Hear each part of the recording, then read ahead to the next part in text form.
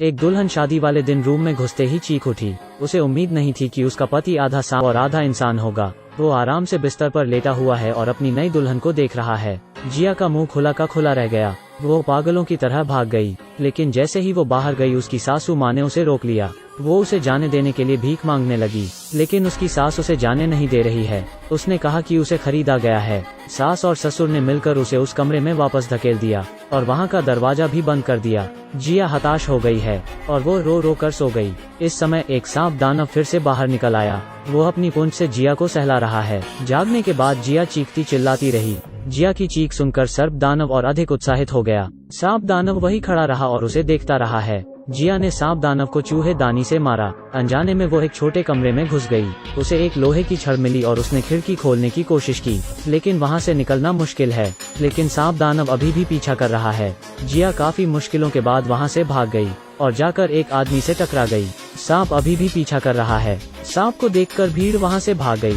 बस 2 गांव वाले उससे लड़ने की कोशिश करते हैं, लेकिन सांप दानव ने उसे वहीं मार डाला। सांप दानव को भगाने के लिए गांव वाले ने एक मशाल उठाई। अगली सुबह जिया अचानक से ही डर गई। वो थोड़ी सी बात में बस डर गई थी। दूसरी तरफ उसकी सास एक डब्बा लेकर सांप दानव के पास गई।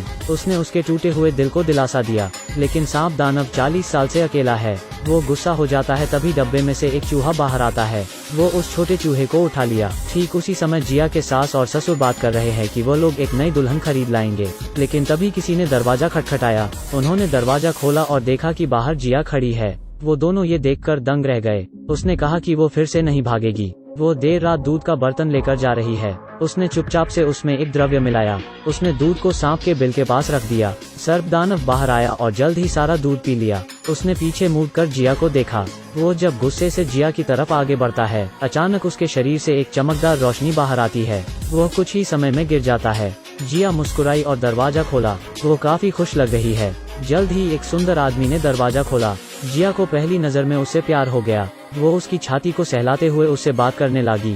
वो कहती है कि वो उसका प्यारा दूल्हा है। दरअसल गांव के मुखिया ने जिया को एक रहस्यमय बोतल दी है। उसने बताया कि वो एक इंसान ही है। उसने जिया को सारी सच्चाई बताई। एक बार एक सर्प दानव था जो चाहता था लोग उसे हमेशा प्यार करें। उसने एक शादी को भंग किया। तभी दूल्हे ने उस पर हमला करने के लिए लाठी उठाई, लेकिन सांप ने उनका पीछा नहीं छोड़ा। उसने उस औरत को काट लिया और उसका बच्चा सांप दानव बन गया। गांव के मुखिया ने जिया को बताया कि सांप दानव के श्राप हटने के बाद खूब सारा धन मिलेगा। अगले दिन जिया अपने ससुराल में रहती है।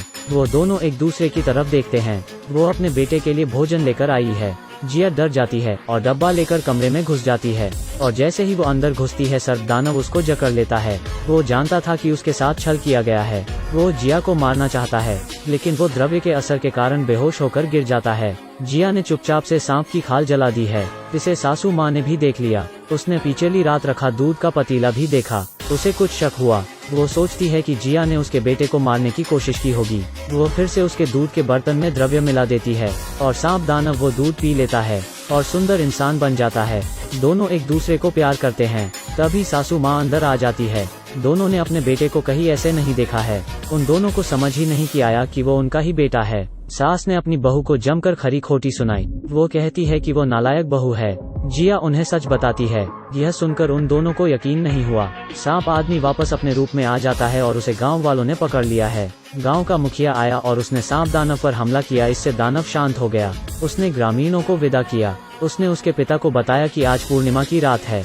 उसके पास एक उपाय है जिससे वो सर्प दानव को श्राप से पूरी तरह छुटकारा दिला सकता है। परिवार रात तक इंतजार करता है।